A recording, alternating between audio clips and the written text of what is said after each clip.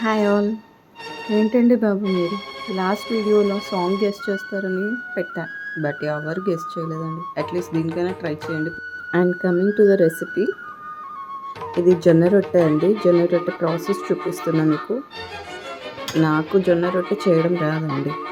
I mean ఇది correct process కాదని చెప్తున్నా.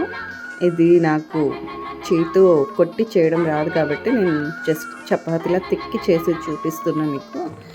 వాటర్ని వేడి చేసేసుకొని కొంచెం సాల్ట్ వేసుకొని మరిగే నీటిలోనే పిండి వేసేసుకొని బాగా మిక్స్ చేసుకోవాలి.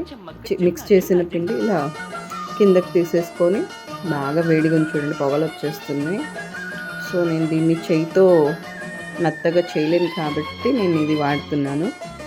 దీన్ని ఏమంటారో మీకు తెలుసుగా, యాక్చువల్గా దీన్ని పానీపూరి చేసే దగ్గర యూస్ చేస్తారు.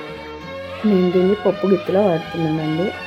పిండి వేడిగా ఉంది కాబట్టి నేను ఇలా దాంతో బాగా మెత్తగా మిక్స్ చేసేసుకున్నాను. అండ్ దీనంతా తీసేసి ఇప్పుడు కొంచెం చల్లబడింది కాబట్టి చేతితో బాగా మిక్స్ చేసేసుకోవచ్చు. ఇది రాకోకున్న వాళ్ళు కూడా బాగా యూజ్ అవుతుందండి. మెయిన్ పిండి చాలా మెత్తగా ఉండాలండి. బరక్గా ఉంటే, నేను ఉండే ఏరియాలో అస్సలు పిండి సరిగా ఆడరండి.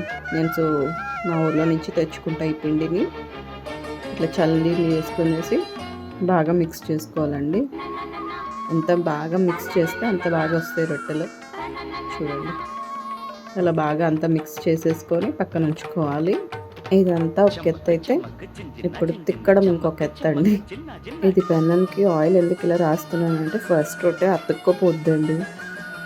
ఎవరికి కాకపోవచ్చు, నాకు అలా అవుతుంది. అందుకనే నేను ఆయిల్ రాసేస్తాను ఫస్ట్ రొట్టెకి. నార్మల్గా రొట్టెకి ఆయిల్ రాయరు, నేను అది అతుక్కుంటుందనేసి నేను ఇలా రాస్తున్నా. ఇంకా కొంచెం పిండి తీసేసుకొని ఇలా బాగా నాదేసుకొని ఇక తిక్కడమే. పిండి ఎంత బాగుంటే రొట్టె అంత బాగా వస్తుందండి. ఇంకా ఒట్టి పిండి ఇలా వేసేసుకొని కాస్త ఫస్ట్లో ఇట్లా చేతితో తట్టాలి. యాక్చువల్గా ప్రాసెస్ అంతా ఇలాగే చేతితోనే తట్టి చేస్తారు మా అమ్మ వాళ్ళు. కానీ నేను ఎంత ట్రై చేసినా నాకు రాదండి. చినిగిపోవడం, బ్రేక్ అవ్వడం ఏదో ఒకటి అవుతుంది, కానీ నాకంతూ రాదండి. సో నేను చపాతీలాగా ఇలాగా చేసేసుకుంటా. సో ఇలా తిక్కేసుకోవడమే చపాతీలాగా. బట్ ఎక్కువ ఫోర్స్ చేయకండి పిండిని. చపాతీ అంత జిగురుగా ఇది ఉండదు. సో స్మూత్గా తిక్కుకోవాలి. చూడండి, చాలా హెల్దీ ఫుడ్ అండి. షుగర్ పేషెంట్స్కి కానీ పిల్లలకి కానీ, నాకు చిన్నప్పటి నుంచి చాలా ఇష్టమైన రెసిపీ రొట్టి. ఇప్పటికి కూడా నాకు సరిగ్గా రాదు కాబట్టి, ఐ మీన్ తట్టి చేసేకి రాదు కాబట్టి ఆ టేస్ట్ బాగుంటుంది. మా అమ్మ వాళ్ళ ఇంటికి వెళ్ళినప్పుడల్లా నేను చేపించుకొని తింటాను, రోజు చేపించుకొని తింటాను. నా ఫేవరెట్ అండి ఇది.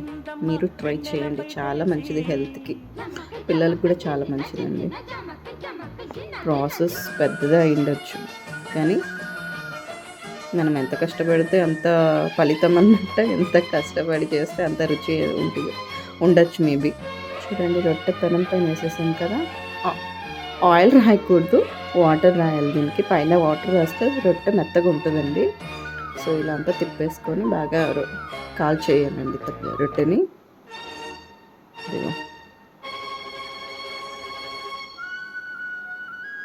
మీకు హెల్దీ ఫుడ్ తినాలి అనుకుంటే ఇలా జొన్న రొట్టె చేసుకొని తినండి, చాలా మంచిది. ట్రై చేయండి. Thanks for the watching. మీకు నచ్చితే కమెంట్ చేయండి.